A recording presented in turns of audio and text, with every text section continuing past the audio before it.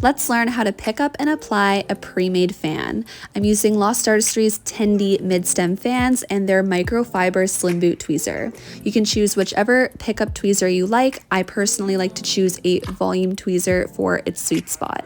So you're going to switch your angle from here to here, and then you're going to come in vertically along the strip, grip the base of the pre-made fan and pull up towards yourself. Then you're going to lay the fan back down on the strip or on your tile, and then you're going to switch your angle back and you're going to grip the fan as close to the base as possible, so about the middle of the fan, and that's going to help give you more control. If you accidentally grip a little bit too close to the tips, you can always place your fan back down and re-grip.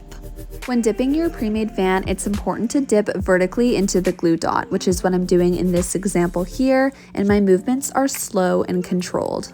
If the base of your fan is tilted up, then you're likely going to scoop the glue, which is what I did here, and that may result in a glue dot, which can cause stickies. So to fix that, I just readjusted my angle, dipped the base back in, and removed slowly.